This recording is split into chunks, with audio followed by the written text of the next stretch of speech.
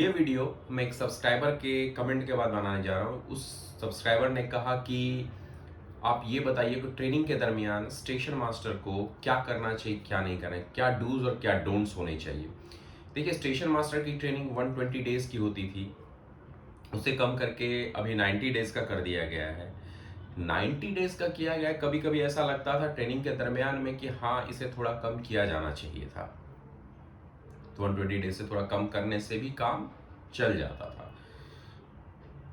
अब 90 डेज किया गया है, मोर और लेस ठीक ही है। 90 डेज में भी वो सारे सिलेबस कवर अप कर लिए जाएंगे। और उस 90 डेज के ट्रेनिंग में आपको मुख्यतः दो विषय सबसे ज़्यादा पढ़ाए जाते हैं, एक ऑपरेटिंग, दूसरा कमर्शियल। उसके बाद जो बाकी है, अकाउंट्स है या पर्सनल के सब्जेक्ट्स है या कुछ और चीज़ें हैं जो आपको पढ़ाई जाती है सेफ्टी रिलेटेड, या आपको सिविल डिफेंस के भी एक दो क्लास होते हैं, सिक्योरिटी के भी एक दो क्लास होते हैं।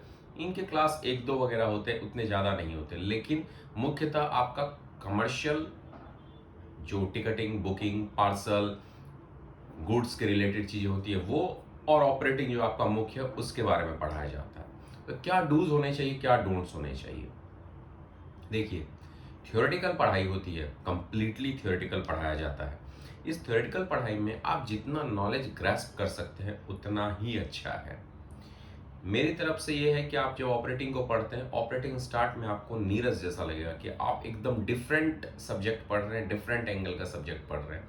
बट ये आपके जॉब की इंपॉर्टेंट है और रिक्वायरमेंट है। जीएनएसआर जो आपकी किताब है किसी भी स्टेशन मास्टर के लिए, वो सबसे इम्पोर्टेंट किताब है। उसको समराइज करके पर्टिकुलर जो भी संस्थान रहते हैं, जो भी आपका जोनल ट्रेनिंग सेंटर रहेगा, वो आपको नोट्स अवेलेबल करवाता है, उसे समराइज करके नोट्स अवेलेबल करवाता है और उसे पढ़ते हैं आप। कमर्शियल में भी समराइज्ड बुक रहते हैं जिसे आप पढ़ते हैं, और वो पढ़ने के बाद, दोनों के पढ़ने के बाद दो पेपर होते हैं जिसका आप सब्जेक्टिव और एमसीक्यू में एग्जाम देते हैं। तो क्या डूज होने चाहिए एक स्टेशन मास्टर के लिए।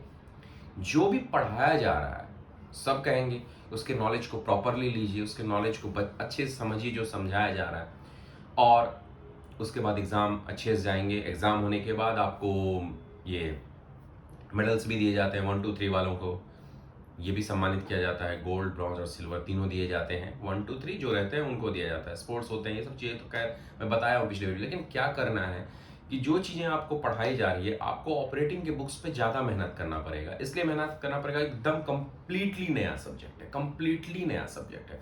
उस नए सब्जेक्ट पे पढ़ने के लिए, उस नए सब्जेक्ट को समझने के लिए आपको थोड़ा सा मेहनत करना पड़ेगा। क्वेश्चन पूछने से मत हिचकिचाइए, सब आपके जैसे नए होते हैं, सबके लिए एकदम डिफरेंट नया होता है, वो कंप्लीट नया सब्जेक्ट होता है। और कमर्शियल आप डे टू डे लाइफ से डील करते हैं, क्योंकि आप टिकट लेते हैं, ट्रैवलिंग करते हैं, बुकिंग करवाते हैं, पार्सल भी आपने कभी करवाया होगा, लगेज का भी करवाया होगा। तो ये थोड़ा सा आपको अपने लाइफ से मिलता जुलता रहेगा कि इन चीज़ों से आप डील कभी कभार हुए हैं। लेकिन ऑपरेशंस की चीज़ों से आप कभी डील नहीं होते, तो उनको समझने का प्रयास करिए। स्टिल उसके बाद आपको लगेगा, जब आप सारी चीज़ें पढ़ लेंगे, डिपार्चर सिग्नल हो या रिसीवर सिग्नल हो, या मान लीजिए कॉलिंग ऑन सिग्नल है, आपका लूप लाइन है, मेन लाइन है, पॉइंट्स हैं, क्लैम्प्स हैं, पैडलॉक है, ए एंड बी पॉइंट का है, या कई तरह के अथॉरिटीज़ के बारे में चर्चा की जाएगी कि सिग्नल फेलियर हुआ तो आप क्या करेंगे, पॉइंट क्लेम करेंगे तो क्या करेंगे, किस तरह के वर्किंग करेंगे, पॉइंट्समैन से किस तरीके से काम करवाना होगा, किस तरीके से ब्लॉक लिया जाएगा सेक्शन में। कई तरह के ब्लॉक्स रहते हैं, कभी पावर ब्लॉक रहता है, कभी ओएचई ब्लॉक रहता है, कभी रेलवे ट्रैक पे ब्लॉक लिया जाता है, कभी एसएनटी सिग्नल एंड टेलीकॉम के द्वारा ब्लॉक लिया जाता है, कभी इलेक्ट्रिकल डिपार्टमेंट के द्वारा ब्लॉक। तो ये आपको कहीं ना कहीं परेशान करेगा शुरुआत में कि आप किस डिपार्टमेंट में आ गए, कहाँ काम करने, आपसे हो भी पाएगा कि नहीं हो पाएगा, आप गाड़ी चला पाइएगा भी कि नहीं पाइएगा। बहुत सारे इश्यूज आते हैं, बहुत सारे टू बी और नॉट टू बी जैसे चीज़ें आती है। कहीं गलत डिपार्टमेंट में तो नहीं आ गए, गलत ज्वाइन तो नहीं कर रहे। और अभी आप लोग कई कमेंट में मैसेज देते हैं मुझे ग्रुप डी में यहाँ हुआ है, यहाँ हुआ है, यहाँ जाऊँ कि वहाँ जाऊँ। उस समय आप हो सकते हैं मुझे भी कुछ कहेंगे, इससे अच्छा तो मैं वहीं ज्वाइन कर लेता, मैं किस डिपार्टमेंट में आ गया। बट बिलीव मी, इन सारी चीज़ों से मैं भी दो चार हुआ हूँ। आफ्टर थियोरेटिकल ट्रेनिंग आप जब प्रैक्टिकल ट्रेनिंग पे जाते हैं, वहाँ पे कई बार किसी किसी डिवीजन में 2 महीने तक, किसी किसी डिवीजन में 1 महीने तक, किसी किसी डिवीजन में 22 25 दिन तक भी, और कभी 3 महीने तक भी, डिपेंडिंग अपॉन उनके रिक्वायरमेंट और सिचुएशन के हिसाब से। पर्टिकुलर किसी किसी स्टेशन पे आपको प्रैक्टिकल ट्रेनिंग भी दी जाती है। 2 घंटे 4 घंटे आप ट्रेनिंग लेते हैं, चलते रहता है ट्रेनिंग, उसके बाद आपकी पोस्टिंग आती है। वहाँ जब पोस्टिंग आती है फिर आपको उस स्टेशन, कितना बड़ा स्टेशन है उस हिसाब से आपको 3-4 दिन और वहाँ का ट्रेनिंग दिया जाता है। होता ये है, आप प्रैक्टिकल ट्रेनिंग आपको 3-4 स्टेशन के दरमियान का दिया जाता है कि आप ये 3-4 स्टेशन पर प्रैक्टिकल ट्रेनिंग अपने हिसाब से जाके लीजिए, और उसे LRD कहा जाता है। आप जब वो ट्रेनिंग लेते हैं जा करके तो सीखते हैं प्रॉपरली। आपको कहा जाता है कि आप, मैं ऑब्जर्व करता हूँ, आप वर्क देखिए कैसे सिग्नल देना है, कहाँ गाड़ी ले रहे हैं, किस ट्रैक पे ले रहे हैं, कैसे उसे डिपार्चर करना है, वो लाइन ट्रेनिंग देख, क्या अथॉरिटी भरते हैं, आप फिजिकली अथॉरिटी देखते हैं। भरना चाहेंगे तो आप अपने सीनियर्स को कह सकते हैं मैं भरना चाहता हूँ, भरने के लिए दिया जाए, तो वो भरने में भी हेल्प करते हैं। तो ये चीज़ों को आप प्रैक्टिकली सीखते हैं। फिर उसके बाद आपको पर्टिकुलर स्टेशन पे जब पोस्टिंग दी जाती है तो हर स्टेशन अपने आप में अलग होता है, उसके ट्रैक्स, उसके सिग्नल्स की जानकारी अलग होती है। तो अगल बगल के स्टेशन के बारे में, कितना किलोमीटर पे वो, तो वहाँ भी आपको 3 दिन का ऑन एन एवरेज, या 5 दिन, 7 दिन की, 21 दिन की अलग अलग ट्रेनिंग दी जाती है।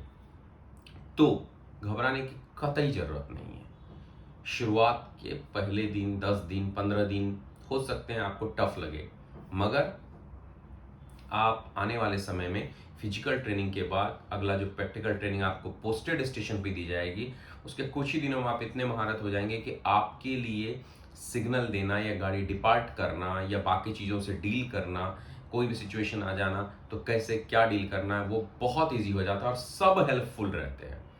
इवन आप पोस्टेड होने के बाद भी जेडाटी एक इंस्ट्रक्टर से बात करना चाहेंगे, वो भी हेल्प करते हैं। अगल बगल के जो सीनियर्स रहते हैं वो भी हेल्प करते हैं। आपके साथ काम करने वाला मतलब बहुत दिनों से अनुभवी जो पॉइंट्समैन है वो भी हेल्प करता है। भले वो 6 महीने साल भर हुआ हो, लेकिन वो हर चीज़ को समझ चुका रहता है, वो पूरा हेल्प करते हैं। कंट्रोल भी कई बार हेल्प करते हैं, कंट्रोल फ़ोन पे जब आप बात करते हैं तो वो भी हेल्प करते हैं कि ठीक है आप ऐसे कर लीजिए तो ऐसे हो जाता है।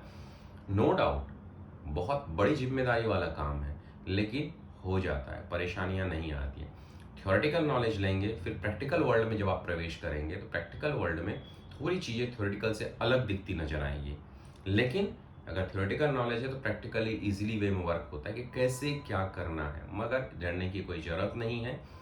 आप ट्रेनिंग लेते जाइए, थ्योरी की जो ट्रेनिंग आपके जेआरटीआई में हो रही है उससे भी एंजॉय करिए, प्रैक्टिकल ट्रेनिंग में एंजॉय करिए।